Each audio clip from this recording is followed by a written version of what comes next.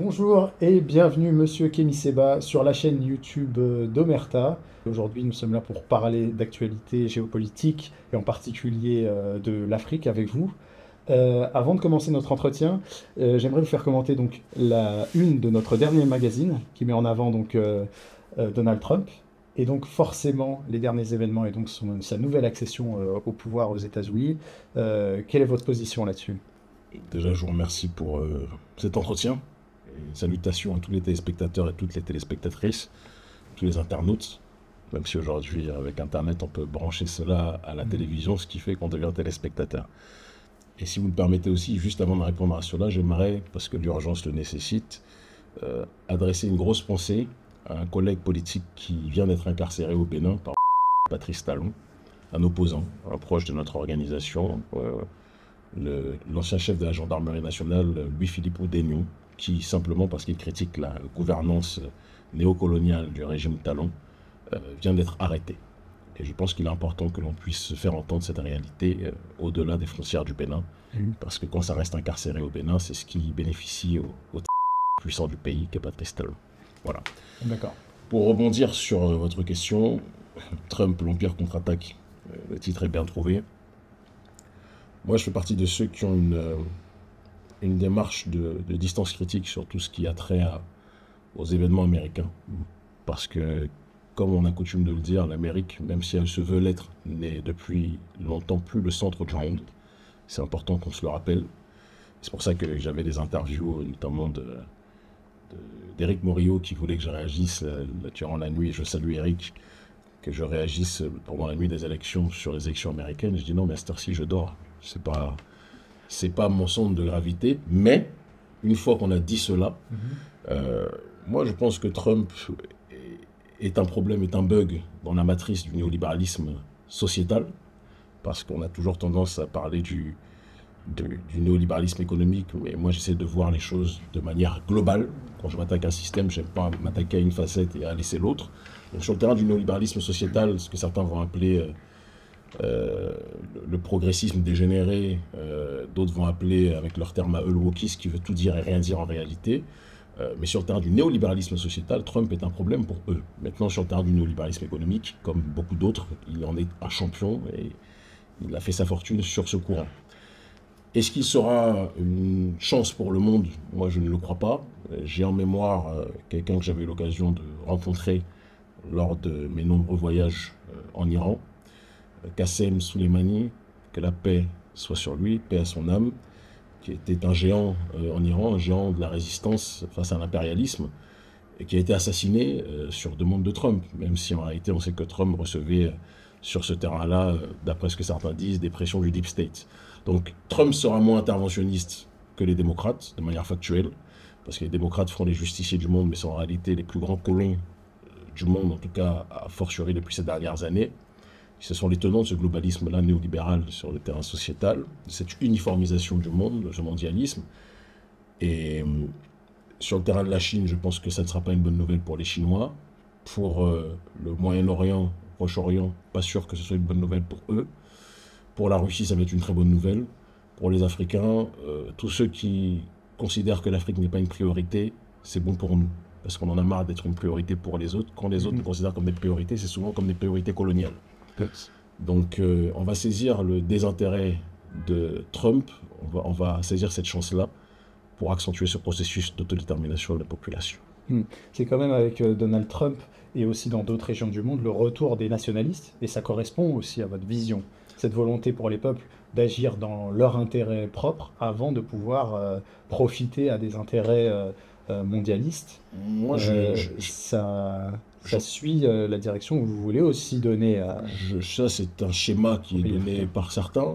Moi, je n'emploie pas le terme nationaliste, dans le sens où le nationaliste tel qu'il est conçu en Afrique aujourd'hui nous renverrait aux frontières tracées par la conférence de Berlin en 1884 et 1885. Je suis beaucoup plus dans une dimension multipolaire, en effet, avec l'émergence de blocs civilisationnels qui sont en adéquation avec les cultures, les traditions et les valeurs communes partagées, qui peuvent être parfois transtribales, mais qui peuvent entrer dans une certaine uniformité sur certains aspects politiques, culturels en tant que tels.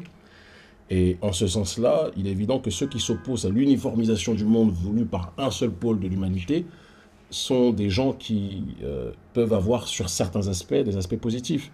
Mais ces aspects, sur certains points positifs, ne me font pas oublier la complexité de la politique de Trump, qui n'est pas une politique qui concerne nos populations, qui ne favorise pas, il faut vraiment être naïf pour le croire, les populations. J'ai beaucoup de frères et de sœurs, de collègues, de partenaires des milieux de défense des populations noires aux États-Unis. Trump n'est pas une chance. Il vomissait Harris à juste titre, parce que Harris, c'est pour moi la prostitution politique dans sa quintessence, comme Barack Obama l'était, mais ils ne vomissent pas moins Trump. Comme dit l'adage, entre Satan et Lucifer, pour nos populations, il n'y a pas un grand changement. Maintenant, il est vrai que le non-interventionnisme, entre guillemets, ou l'interventionnisme moindre de Trump et son logiciel politique fait que, sur la scène internationale, son élection est sans doute meilleure pour ceux qui veulent se débarrasser de l'envahissement, du côté envahissant des États-Unis et de l'oligarchie américaine de manière générale. J'aimerais qu'on parle de votre actualité un peu plus récente, et notamment de votre arrestation qui a eu lieu en septembre. Cet interrogatoire avec les services de renseignement français et le fait que vous soyez ciblé comme une menace pour les intérêts de l'État français. Comment expliquez-vous cela? Et surtout, quel est l'intérêt pour l'État français de cibler votre personnalité? Je ne sais pas si je suis le mieux placé pour en parler, mais je dirais simplement qu'on mène un combat depuis 25 ans pour la défense du droit de nos populations. Un combat qui a commencé par une lutte au sein de la diaspora, qui s'est élargi au fur et à mesure de mes migrations sur le continent africain, qui s'est globalisé dans cette dynamique panafricaniste qui est la nôtre. Vous ne croyez pas possible que cette cause puisse être audible, et elle est devenue, in fine, massivement audible, à tel point qu'on est suivi, que ce soit sur les réseaux sociaux ou dans le monde physique, par des millions de gens. Et c'est quelque chose qui préoccupe très clairement les autorités françaises.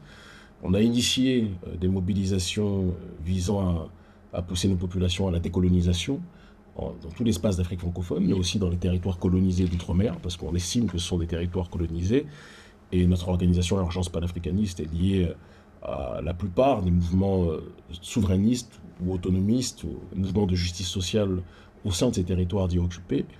Et on a réussi à, j'ai envie de dire, à coordonner ces différentes contestations dans un ensemble idéologiquement parlant d'une certaine façon homogène, et à réactualiser le panafricanisme, à tel point que les services de renseignement parlent d'un néo-panafricanisme qui sera un panafricanisme frontal complètement opposé, maladivement opposé à la France. Nous, on n'est pas anti-français. Ça, c'est le narratif des médias occidentaux. On est dans une dimension de critique de l'État profond qui tient en otage, j'ai envie de dire, l'État français. Notre problème n'est pas la population française. On a été très clair dessus. On a fait des actions multiples et variées avec des gilets jaunes constituants contre Bolloré ou pour la justice sociale. On a, je pense, tendu la main à bon nombre d'égards, et ils l'ont fait avec nous aussi pour des actions communes. Donc notre problème n'est pas et ne sera pas le prolétaire français. Notre problème, c'est cette élite putréfiée, dégénérée, néolibérale, qui prend en otage la France, qui humilie la France et qui est, comment dirais-je, insupportable pour nos populations de manière générale. Et c'est dans ce cadre-là que nous nous situons et que nous avançons. Eux estiment que, de par notre capacité à mobiliser un grand nombre de gens en Afrique francophone et dans la diaspora, on est dangereux. De par le fait qu'on soit extrêmement suivi sur les réseaux sociaux, on est dangereux. De par les livres que je propage et qui se propagent dans les universités d'Afrique francophone ou dans certaines librairies des territoires d'outre-mer, ils estiment que notre parole est dangereuse. J'insiste sur une chose qui est que nous ne nous battons pas contre des gens, nous nous battons pour nous-mêmes.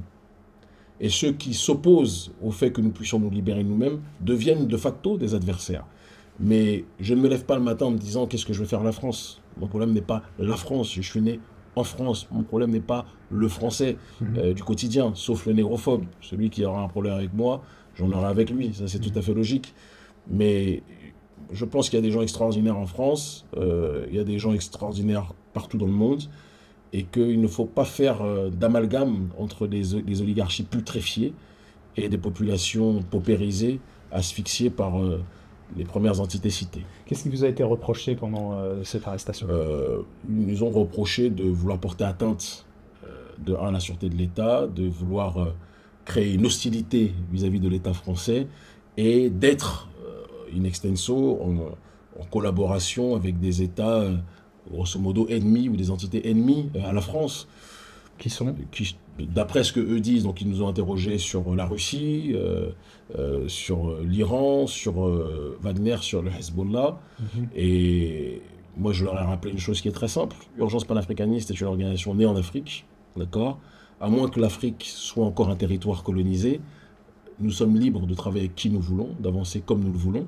Et si nous étions une structure qui voudrait porter atteinte aux intérêts de l'État français, il faudrait déjà qu'on questionne quels sont les intérêts de l'État français.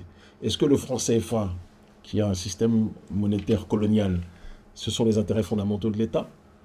Est-ce que les bases militaires françaises qui sont installées sur nos territoires et qui n'ont rien à y faire, De Gaulle avait refusé qu'après la Seconde Guerre mondiale, l'armée américaine reste trop longtemps sur le territoire français. Pourquoi est-ce que De Gaulle a accepté pour les Français? Pourquoi les Africains, eux, n'auraient pas le droit de prôner cette réalité-là pour eux? Est-ce que c'est un souverainisme à géométrie variable? C'est une question que l'on peut se poser. Donc, est-ce que les intérêts fondamentaux de l'État, c'est dire que, oui, les bases militaires françaises doivent rester en Afrique, près de là où il y a l'accès aux ressources, ou à d'autres endroits? Je ne le pense pas. Donc, quand ils me posaient ces questions, les gens des services secrets, je leur répondais de la manière la plus simple. Définissons déjà c'est quoi que vous appelez les intérêts fondamentaux de l'État. Nous luttons contre le colonialisme. Si vous estimez que le néocolonialisme, c'est les intérêts fondamentaux de l'État, c'est sûr qu'on ne va pas être d'accord. Et on ne va pas être ensemble. Et on risque en effet d'être des ennemis. Mes ennemis sont ceux qui se rangent derrière ces intérêts néocoloniaux-là en tant que tels. Et à partir de ce moment-là, on avance et on y voit beaucoup plus clair. Vous avez aussi beaucoup de critiques sur la proximité, donc vous le disiez, que vous pouvez avoir avec la Russie, et notamment émanant de qui?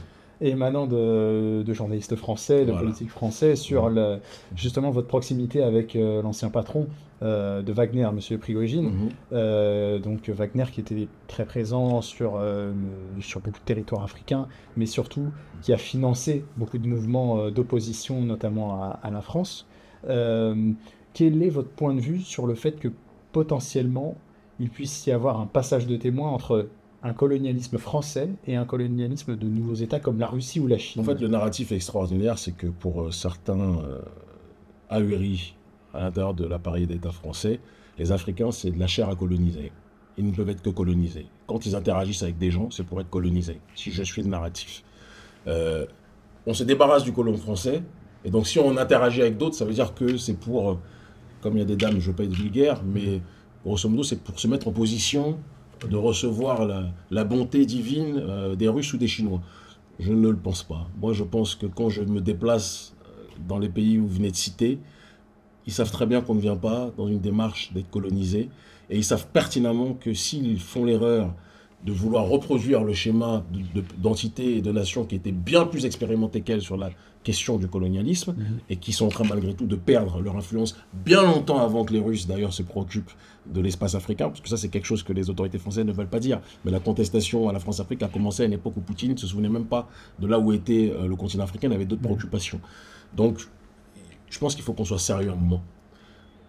La France, quand elle fait du commerce avec d'autres entités, personne ne dit qu'elle rentre dans une démarche d'être colonisée. Mais c'est la même chose pour nous. Nous, on fait ce qu'on appelle de la géostratégie. On est dans une démarche de voir qu'est-ce que l'on estime être nos adversaires, quel est le système qui nous asphyxie. On est dans des pays qui ont été structurés dans un cadre colonial. Et cette décolonisation n'a jamais été effectuée. Elle n'a jamais été effectuée à cause de la corruption de certaines de nos élites endogènes. Et de l'autre côté, d'autres de nos élites ont été assassinées. Disons aussi les choses telles qu'elles sont. Et le cadre national, le cadre infrastructurel de nos États est un cadre qui est colonial. Disons les choses. Et donc, il faut être capable d'aboutir à une décolonisation complète sur le terrain économique, sur le terrain politique, sur le terrain culturel, pour que l'on puisse avancer. Et pour cela, si on a cette capacité à pouvoir s'allier à d'autres entités qui ont eux aussi leurs intérêts, eux, leur but, c'est de faire du commerce, c'est de faire du business. On est dans une mondialisation qui a ses mauvais côtés sur certains aspects, qui peut en avoir d'autres positifs. Et nous sommes les maîtres du jeu, nous décidons avec qui nous voulons échanger, interagir. Et quand je vois la dégénérescence des élites françaises d'un côté, et je vois les autres pays que vous citez, que ce soit la Russie, que ce soit l'Iran ou autres, j'ai tendance à vous dire que sans idéaliser ces pays-là, parce que je suis très loin de les idéaliser et que je les connais très bien, donc je sais que tout est loin d'être parfait, comme partout dans le monde d'ailleurs, mais je me sens, comment dirais-je, plus en phase sur certaines perceptions du monde avec ce que je vois en Iran, en Russie, en Turquie ou ailleurs. Même si les Africains ont leur ontologie, ont leur identité propre, ont leur vision, leur paradigme. Et c'est aussi quelque chose que partout où nous allons, ceux qui nous invitent ont compris qu'il était nécessaire qu'ils le respectent. Mhm.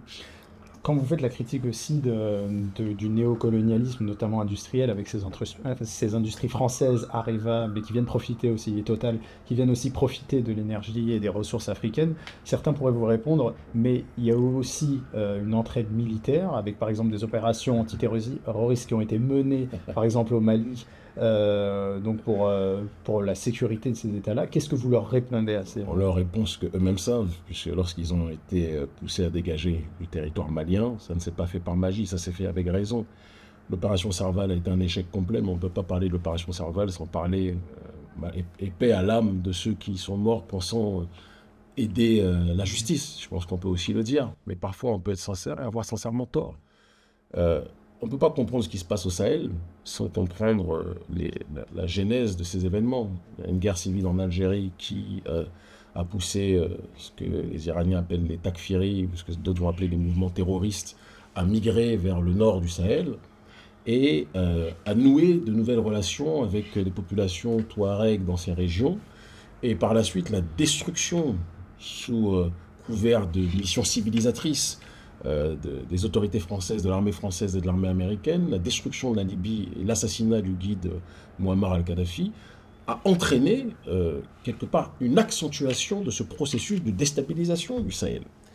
Et avec de notre côté des armées africaines qui, depuis les accords de coopération, qui sont des accords coloniaux, on les appelle dans le jargon africain les accords de recolonisation, cela a entraîné que l'armée coloniale, elle, avait le droit de venir en étant armée, d'accord, évidemment surarmée, pendant que les armées locales, elles, étaient complètement dépourvues des moyens élémentaires pour se défendre. Donc, in fine, on crée une sorte de dépendance militaire vis-à-vis de la puissance dite ex-coloniale.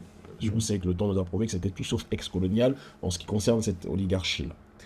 Et face à cette réalité-là, l'armée française a effectué un certain nombre d'actions que les populations souveraines du Mali ont estimées, du Mali, du Niger, du Burkina, avec lesquelles on travaille constamment, puisque notre organisation, l'Agence panafricaniste, depuis 2015, travaille massivement avec toutes ces populations, ces sociétés civiles du Sahel. Elles ont estimé que on se retrouvait dans une situation où l'armée française ne faisait pas le travail tel qu'on le voulait. L'armée française, parfois, faisait même blocus pour que certaines actions voulues par les armées maliennes puissent être effectuées. L'armée française refusait que ces actions-là le soient. Il y avait un soupçon parfois de grande tolérance vis-à-vis de certaines forces terroristes en tant que telles.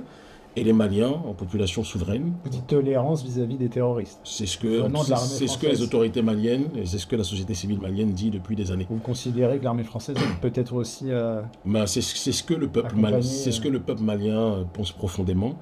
Et je pense qu'au XXIe siècle, qui dit respect du souverainisme de chaque peuple, dit respecter la perception des peuples sur ces questions. Oui, tout à fait. Et vous considérez que la France aurait eu un intérêt à appuyer des forces armées terroristes? Je ne sais pas pour vous, mais quand j'étais petit, j'aimais bien les films de mafieux, de bandits. Et vous savez, le mafieux qui arrive dans une avenue où il y a des boutiques, il y a des beaux commerces, et il vient et dit « J'aimerais assurer ta sécurité ». Et puis le boutiquier lui dit je n'ai pas besoin de sécurité, je m'en sors très bien moi-même, j'ai un système de sécurité qui marche parfaitement. Le mafieux dit, tu veux pas ma sécurité, tu es sûr? Ok. Il part, il engage des casseurs, et les casseurs maintenant viennent casser la boutique. Et le mafieux revient le lendemain en disant, ah, tu as vu, ton service de sécurité ne marche pas bien, peut-être que tu as besoin de ma sécurité. Ça me fait penser à la mafia macronienne, à la mafia qui est à l'Élysée depuis un certain nombre d'années, une mafia otanisée, une mafia qui est le de l'oligarchie américaine, néolibérale depuis tant d'années. Et je pense qu'on peut être capable de dire que face à cette réalité, certains ont intérêt à pouvoir justifier leur présence sur le long terme sur des territoires où il y a des gisements en matières premières et en ressources minières très importantes. Et beaucoup de gens ont estimé qu'il était temps que la France, du moins l'élite française et l'armée française partent. Et je pense que c'est de bonne guerre. C'est aussi de cette manière qu'on a vu naître progressivement un retour au premier plan des armées africaines dans certains pays comme le Mali, Burkina Faso, Niger. C'est des putschs où ils ont repris le pouvoir On a assisté à un Euh, putsch aussi en France il n'y a pas longtemps, où la France a voté, la population française a voté pour leur nouveau front, je ne sais pas comment on va l'appeler, populaire. mhm. Et je crois que Macron n'a pas On a mis décidé. un gars du Front populaire en Premier ministre. Mhm. Donc, comme quoi, les putschs sont une valeur universelle. Et alors ça en vient à ma question qui est celle de l'idée de démocratie, de possibilité de démocratie. Est-ce que vous pensez que l'armée est la seule issue pour ces populations africaines, pour le Mali, le Burkina, le Niger par exemple, Moi je suis un amoureux des mots. Demos Kraten, pouvoir du au peuple, peuple? Ouais. pouvoir du peuple. Et par rapport à cette réalité-là, le pouvoir du peuple s'exprime de différentes façons. Et je pense qu'on doit être capable aussi de l'entendre, de Mhm. l'accepter, de le décrire. Il se trouve que dans nos sociétés colonisées, néocolonisées, on est dans une démarche où le processus électoral et euh, le système démocratique tel on le connaît est une illusion. C'est une illusion de l'esprit, c'est une illusion d'optique. Mhm. Et aujourd'hui, pour être élu, avant d'aller aux élections, vous devez déjà passer par l'occidentale sélection. Si vous n'êtes pas validé à Paris ou dans les chancelleries d'Occident, vous avez toutes les chances de ne pas pouvoir accéder par la suite aux élections dans nos pays. Parce que nos élections sont issues de cette, comment dirais-je, uniformisation du monde voulue par l'oligarchie occidentale qui place à la tête d'un certain nombre d'États des gens qui vont dans le sens de ses intérêts. Et donc, dans nos pays, dans le cadre électoral strict, vous ne pouvez pas arriver aux élections sans passer par la validation de l'Occident. Or, ceux qui veulent se débarrasser de cette influence occidentale n'ont aucune chance d'arriver au pouvoir, même s'ils sont parfois, et très souvent c'est le cas, plus populaires au sein de l'opinion publique Mhm. que les entités qui sont sélectionnées et cooptées d'abord par l'Occident. Je prends un exemple simple. Vous pensez que Thomas Sankara aurait été président si, durant cette période que certains disent post-coloniale, que j'appelle néocoloniale, il devait passer par le système électoral? Il n'aurait pas été. Tout le monde le sait. Et c'est pour ça qu'il a été obligé de faire un coup d'État. Kadhafi aurait-il été le guide de la Jamaria s'il avait dû passer par des élections? Je n'en suis pas certain. On vit dans des systèmes, bon, la Libye est un peu différent, j'en Mhm. conviens, mais on vit dans des systèmes où, sauf exception, et même les exceptions méritent d'être étudiées avec profondeur. Il y a le cas du Sénégal où on nous dit oui, mais il y a la démocratie libérale qui marche aussi, on le voit avec le Sénégal. Il y a eu un certain nombre de choses qui ont fait que Bassirou Diomaye Faye et Ousmane Sonko ont pu passer. Malgré leur popularité bien supérieure à celle du camp d'en face, Mhm. s'il n'y avait pas eu à un moment donné un certain nombre de allez, on va dire d'échanges qui étaient effectués avec le camp adverse, ils n'auraient pas pu passer. Ça ne veut pas dire qu'ils ont vendu leur âme, ou que ça, je ne rentre même pas dans ces débats-là, je ne suis pas dans ce cadre-là, mais je dis que la démocratie libérale qu'on nous vend est aujourd'hui un mythe. Et que quand nous n'avons pas la possibilité de passer par la porte, eh bien, l'être humain a la capacité de grimper et de passer par la fenêtre. Et dans nos pays, malheureusement, qui restent à être décolonisés, on est souvent obligé de passer par la fenêtre ou par le toit. Vous considérez donc que le modèle démocratique occidental ne peut pas convenir dans la situation actuelle Mais aux États. il ne convient même pas aux Occidentaux. Mhm. Il ne convient même pas aux populations occidentales, vous le savez. Mhm. Je veux dire, on a tous assisté à la mascarade électorale récemment. Ça ne convient pas. Après, il y a des cas où ça convient peut-être plus. On a vu aux États-Unis quand même qu'il y a une grosse contestation. Il y Mhm. a un réveil d'une partie de l'Amérique qui n'accepte pas la dégénérescence prônée par le Parti démocrate Mhm. sur le terrain sociétal. Ça peut s'entendre. Mais moi, je crois que c'est la démocratie qu'on nous vend. Elle doit être questionnée par chaque peuple et elle doit être adaptée à la réalité de chaque peuple. Le pouvoir au peuple n'a pas commencé avec la démocratie occidentale. Mhm. Le pouvoir au peuple s'exprime en fonction des diversités de cultures, des diversités de visions, des diversités de paradigmes, des diversités civilisationnelles. Et il faut l'accepter. Quand vous allez en Iran, la gestion du pouvoir politique n'est pas le même que quand vous allez au Nigeria, quand vous allez au Bénin, quand vous allez en Turquie, quand vous allez en Amérique du Sud. Nous, on a la chance, de par nos activités politiques depuis un certain nombre d'années, de faire le tour du monde, d'être reçus dans différentes chancelleries. Et il n'y a rien de plus beau que d'observer la diversité d'organiser la gestion de vie dans la cité, je pense. Ça rejoint la notion, vous le disiez d'ailleurs, de Muammar Kadhafi sur la Jamaïa Tout à et fait. son livre vert qui exposait une forme démocratie qui s'adapterait En au réalité, modèle bien sûr, et à la réalité, à la culture tout à fait. libyenne. Mhm. On vous sait très proche du chef d'État du Niger. Certains parlent de conseiller. Quelle est votre position, en sachant qu'il s'agit d'un militaire qui est arrivé au pouvoir à la suite d'un putsch? Quel est votre rapport? Quel est le regard que vous apportez sur ce personnage? Et C'est quel est un... votre intérêt? Mon intérêt, c'est la souveraineté africaine. Pour commencer, je pense que c'est le plus important. Le général Tiani est comme un père politique sur le terrain institutionnel, pour moi. C'est quelqu'un que je respecte intensément. Et c'est quelqu'un qui est en train de donner au Sahel une orientation politique très importante avec Mhm. Assimi Goïta, le général Assimi Goïta, Goïta. avec le capitaine Ibrahim Traoré. Et moi, en tant que leader d'opinion panafricaniste, je suis un trait d'union entre l'opinion publique panafricaniste et les autorités du Niger, tout simplement. Et notre rôle, c'est de faire en sorte de continuer à défendre cette souveraineté africaine, ce panafricanisme, que ce soit au Sahel, mais que ce soit partout dans le monde, partout où notre peuple est installé. Et j'aime beaucoup cet exemple dans la relation entre le Che et Fidel Castro. Le Che, à un moment, dans cette dimension bolivariste, est parti propager le bolivarisme partout dans le monde. Oui. Quels que soient les liens qu'il avait avec Fidel Castro, sa démarche était celle-ci. Moi, ma démarche est de propager le panafricanisme partout. Nous pouvons, partout, nos populations sont installées. Ça nous fait parfois nous retrouver dans des endroits insoupçonnés. On était il y a quelques temps, l'année dernière, à Quibdó, en Colombie, dans des ghettos noirs, des ghettos afro-colombiens, où les populations vivent encore comme si elles avaient été déportées il y a peu de temps à peine du continent africain, avec des cultures africaines préservées de manière extraordinaire. Notre rôle, c'est d'être là où notre peuple a besoin de nous et de tout faire pour le défendre. Et c'est ce pourquoi le général Tiani m'a donné ce passeport diplomatique pour que je puisse, malgré les, les barrages que le système néocolonial me met, que je puisse circuler partout. Et parce que je pense qu'il comprend la lutte qui est la nôtre et nous sommes dans cette démarche d'autodétermination et c'est ce qui fait que c'est une fierté pour moi d'avoir ce lien avec les autorités du Niger. Et c'est une très grande fierté pour moi de voir en direct l'œuvre du général Tiani et des membres du CNSP. Il est souvent question pour le continent africain de faire face à une submersion démographique. Comment les nations africaines font face à ce phénomène? Qu'en est-il des principaux concernés? Mais je fais partie de ceux qui pensent que on ne peut pas concevoir la politique et la souveraineté sans concevoir aussi le lien avec la terre.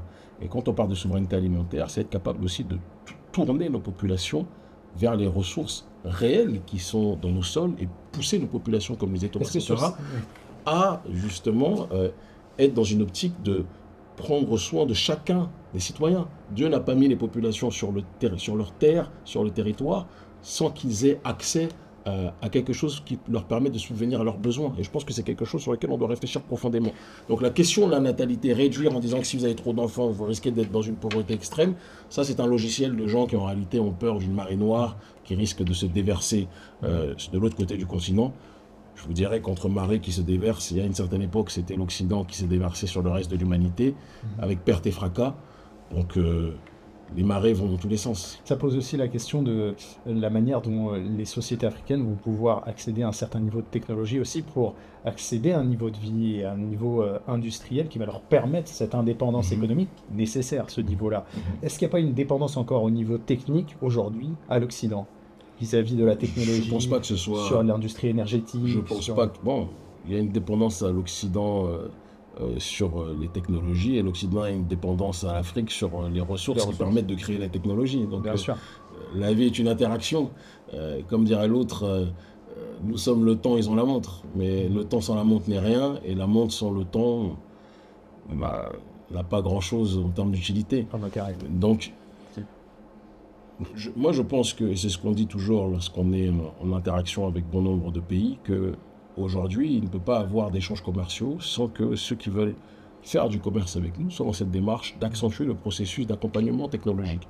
Et ce n'est pas quelque chose qui nous lie à l'Occident uniquement. Avec tous les pays avec lesquels, que ce soit avec l'Inde, que ce soit avec la Russie, que ce soit avec la Turquie, que ce soit avec la Chine, que ce soit... Je veux dire, l'Occident, quand vous regardez la carte du monde, c'est une minorité du monde. Il faut qu'on se le dise aussi. Donc il y a il y a une multitude de pays qui peuvent nous permettre d'avancer sur ce terrain-là.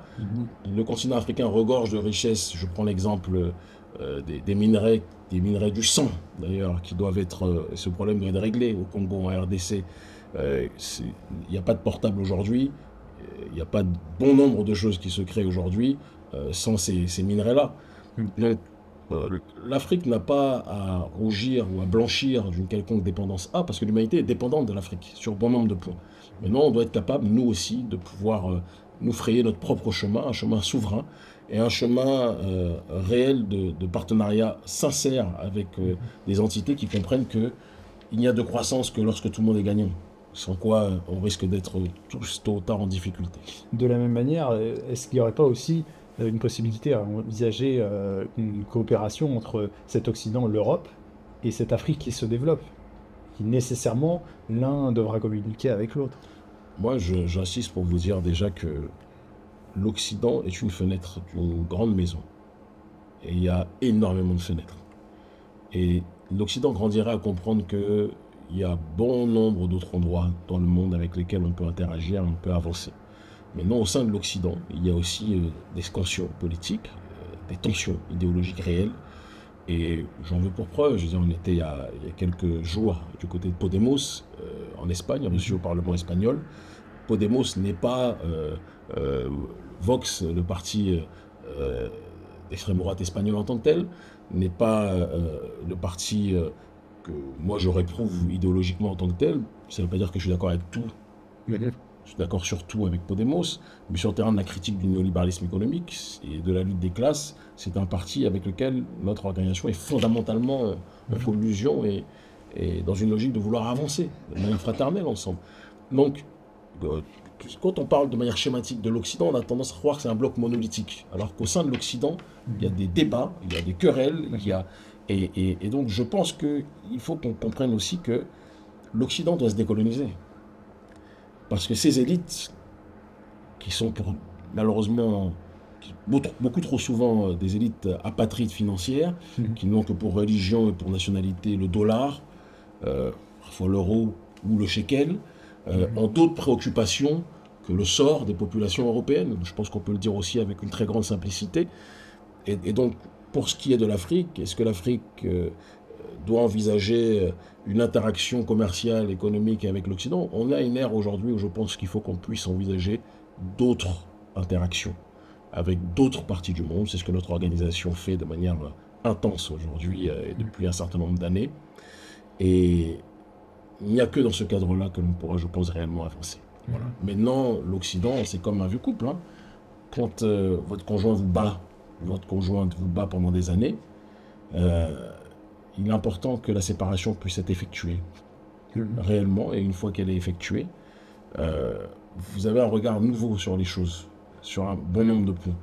Et en ce qui concerne l'élite occidentale, moi j'ai bon espoir qu'un jour, des gens avec lesquels on est très proche idéologiquement et politiquement, des gens en France comme Juan Branco par exemple, puissent accéder, je le souhaite vraiment, à des responsabilités politiques. Et en ce sens-là, bien sûr qu'il y aura des partenariats réels qui pourront se faire dans un autre ordre d'idée avec le continent africain. L'Afrique n'est pas anti-occidentale. L'Afrique est anti-dégénérescence telle que promue par l'élite occidentale aujourd'hui. Je pense que c'est très important pour nous. C'est intéressant ce que vous dites, parce que vous êtes un petit peu, vous mettez en avant donc le patriotisme africain, l'idée d'identité, mais en même temps, dans certaines interviews, vous reprochez peut-être à certains partis comme le RN leur identité, leur manière d'être. Est-ce qu'à un moment donné, il n'y a pas un double standard d'autoriser à certains? Je pense qu'il y a une confusion des genres, parce que la différence entre le patriotisme, et encore c'est vous qui avez employé ce terme, j'ai employé ni nationaliste ni patriotisme, c'est vous qui en êtes très féru pour l'instant. Sont en tout cas des partis qui se revendiquent pour le RN. La différence, c'est que nous, on s'attaque à des entités qui nous colonisent. On s'attaque au néolibéralisme économique et on s'attaque au néolibéralisme sociétal.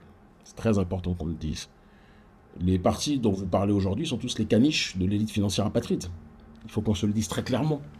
Et ils s'attaquent à la migration visible, d'accord, aux minorités visibles, mais ils ne s'attaquent pas aux entités qui contrôlent leur État, d'accord, qui font la pluie et le beau temps à la tête de leur État, qui leur disent quoi faire au dîner annuel de telles structures que je ne citerai pas, et devant lesquelles ils se cachent comme des caniches. Ça, ils ne les attaquent jamais. C'est beaucoup plus facile d'attaquer les Arabes ou d'attaquer les Noirs que d'attaquer ces gens-là qui sont à la tête de cet État.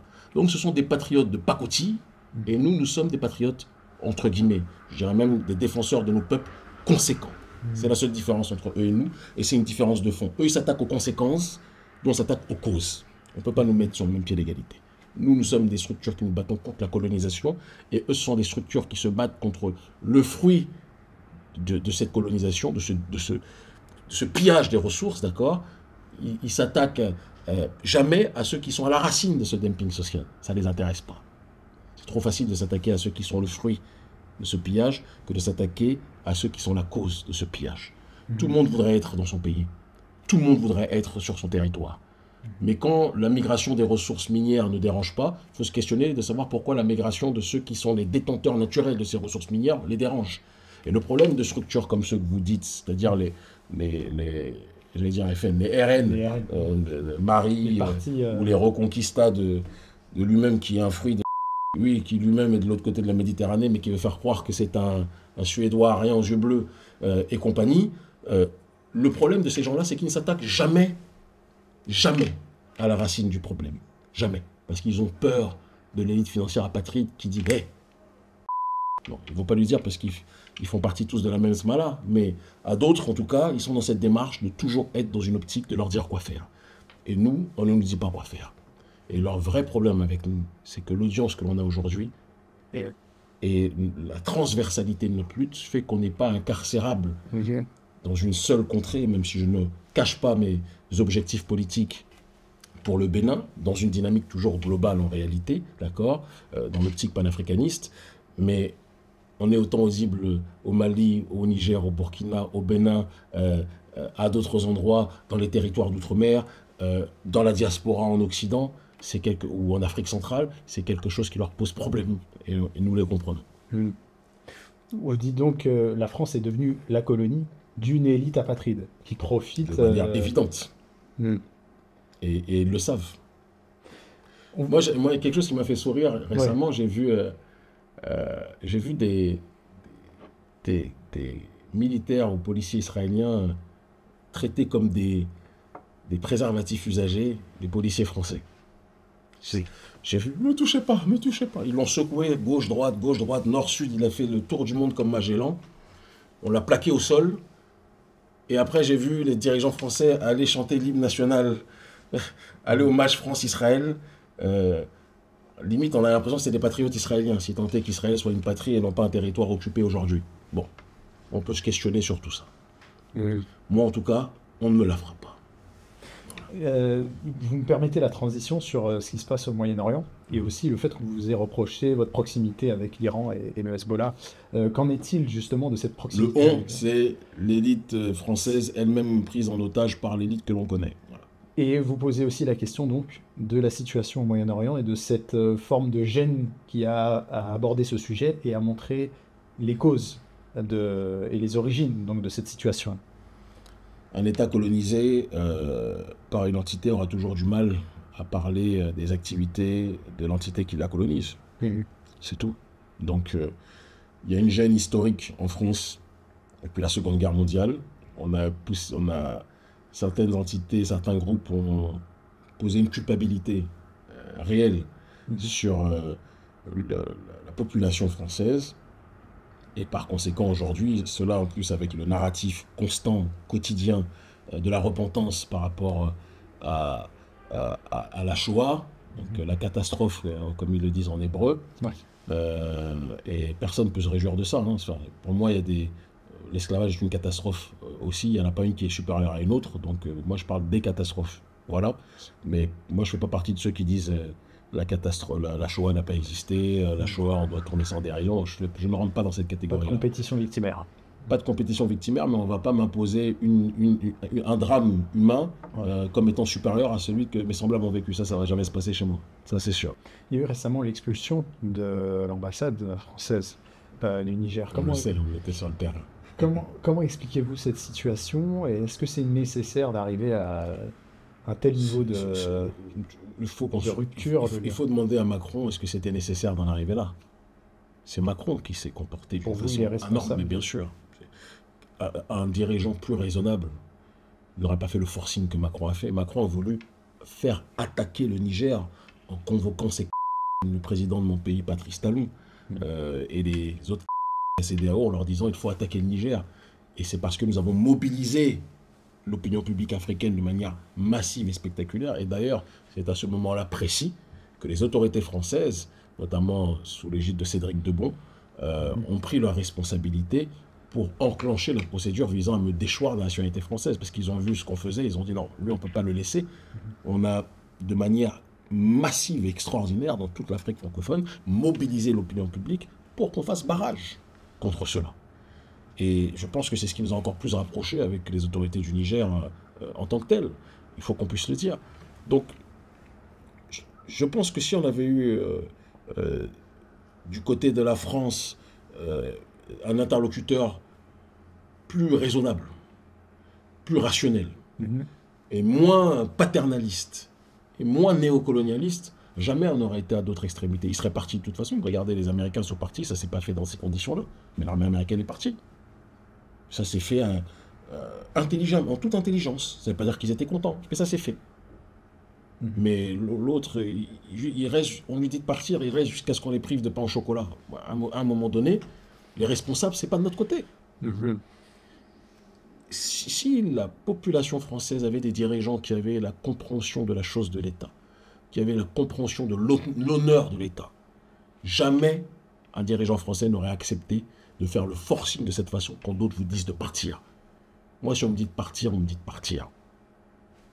Je vais aller plus loin. Parce que vous dites que les autorités françaises ne travaillent pas, ne travaillent pas dans l'intérêt des populations africaines. Est-ce qu'elles travaillent dans l'intérêt justement donc des Français? Clairement pas. Ça, je l'ai déjà dit, je l'ai toujours dit. Elles ne travaillent pas dans l'intérêt des Français. Et il n'y a rien de plus dramatique qu'il y ait une confusion entre la population française et cette politique de l'oligarchie française. Je pense que c'est une très grosse erreur. Mais que les Africains ne font pas. Les Africains ne sont pas naïfs. Ils ne se disent pas, ils voient dans la rue un Français. Un Français, non, c'est pas ça. Le regard de la population africaine, c'est de se dire que la politique catastrophique et coloniale de la France en Afrique au XXIe siècle, ça suffit. On est, nous, leur terminus. Je le dis toujours, nous sommes le terminus de cette politique-là méprisante, cette politique arrogante, de cette politique France-africaine, et Otano-France africaine. Et une nouvelle voie est en train d'émerger, une voie de multipolarité, au sein de laquelle l'Afrique aura, en termes de centre de gravité, une grande responsabilité. On vous a souvent reproché vos liens avec l'Iran et en particulier Il faut toujours contextualiser le on. Oui. Parce que le on n'est pas universel. Certains politiques et journalistes vous reprochent justement votre proximité avec l'Iran. Certains journalistes français, et le Hezbollah, israéliens, américains. À quoi est dû ce reproche et est-ce que c'est fondé? Est-ce qu'il y a véritablement une... Vous savez, je suis tombé il y a quelque temps sur l'article papier toilette du journal Libération. Je me demande qu'est-ce qui est libéré chez eux, où on me traitait de suprémaciste, antisémite ou je ne sais trop quoi. Et puis je me suis rappelé quand j'étais petit, mon père me parlait beaucoup de ce journal, et il parlait en bien de ce journal Libération, Le Monde, etc. Et en vieillissant, je me rends compte que soit le journal que mon père voyait n'est plus le même qu'aujourd'hui, c'est possible, soit depuis le départ c'était une banane. Mais quand on creuse et qu'on se rend compte que le directeur de publication de Libération, c'est Dov Alfond, ancien membre des services militaires israéliens, je pense qu'on a, en termes d'information, un cadrage idéologique très précis en ce qui concerne la manière de cibler leurs adversaires. Et donc, qu'ils me qualifient de je ne sais trop quoi parce que je ne vais pas dans le cadre de leur agenda, ils me voient, je n'étais pas destiné à finir leader d'opinion panafricaniste, proche des autorités au Sahel, et peut-être futur candidat à une échéance électorale au Bénin, peut-être. J'étais destiné pour eux être footballeur, rappeur, basketteur, boxeur, ou autre. Ben non. On a décidé d'être autre chose, de penser par nous-mêmes. Et je le dis, je le répète, mon problème ne sera jamais les autres peuples, sauf si on ne me respecte pas au sein de ce peuple-là. Mon problème, ce sont les élites putréfiées d'Occident et leur caniche cooptée d'Afrique, d'accord, ce sont les deux facettes d'une pièce qui va être brisée. Et on est en cours de briser cette pièce-là actuellement, très clairement. En près de 15 ans, voire plus 25 ans. 25 ans, pardon, d'activisme, vous avez évolué. Est-ce que vous avez évolué sur la notion de suprématisme noir? Vous pouvez me donner une illustration de ce que vous appelez Est-ce que... suprémacisme, outre que ce que Libération BFM dit? Non, mais bien sûr, parce que c'est une notion Parce que importante. c'est l'étiquette qu'on nous donne, mais j'ai jamais compris le... Est-ce que cette position vous met en position de personnalité qui met en avant plus une ethnie ou une origine plutôt que... Mais je me bats pour mon peuple, j'ai le droit. Voilà. Pourquoi quand les autres se battent pour leur peuple, vous ne dites pas qu'ils sont suprémacistes? Moi, on a eu beaucoup de rencontres. Bon, avec le ministre des Affaires étrangères, excusez-moi, avec le ministre des Affaires étrangères du Hezbollah, le chargé de relations internationales du Hezbollah. J'ai beaucoup été touché par son amour de son peuple et son amour de la justice. Est-ce que c'est un suprémaciste parce qu'il se bat pour son peuple? Donald Trump, c'est peut-être pas le bon exemple, mais il a dit « Make America Great Again ». Pourquoi vous ne dites pas que c'est un suprémaciste?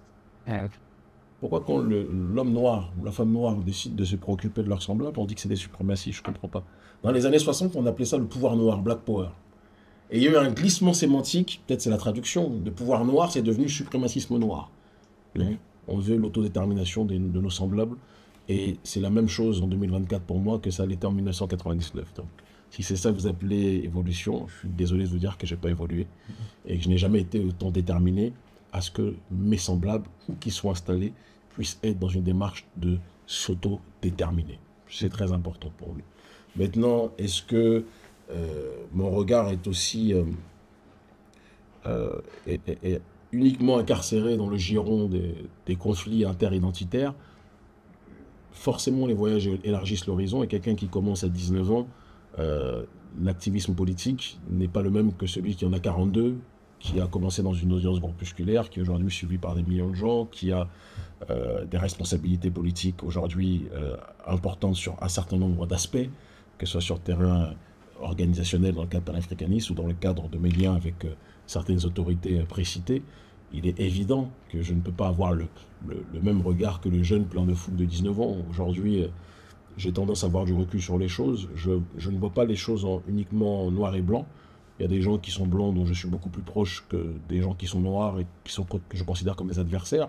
Je me sens plus proche d'un Juan Branco, militant d'extrême gauche, anti-impérialiste, que je me sens proche d'un Patrice Talon, homme noir, président de mon pays, mais qui est pour moi un politique.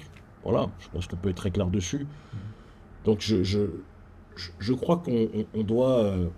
chacun doit comprendre que la complexité du monde, évidemment, ne se régit pas, ne se limite pas à une question de couleur. Moi, je juge les gens en fonction de leurs actions. Quand Hassan Nasrallah a été assassiné, il n'est pas du Bénin, il n'est pas d'Afrique, mais je n'ai pas honte de dire, je pleure très rarement, mais j'ai pleuré de rage. Je peux avoir le droit de le dire. J'ai rencontré des cadres du Hezbollah, je n'ai jamais rencontré lui, parce qu'il était surprotégé et que c'était nécessaire qu'il le soit, mais les autres l'étaient aussi, hein, d'ailleurs. Un jour, j'écrirai d'ailleurs sur ces anecdotes.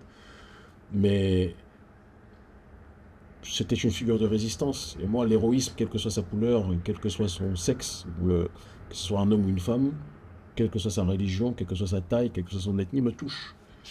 Parce que j'essaie d'être dans ce cadre héroïque, dans le cadre du combat pour l'autodétermination de mes semblables.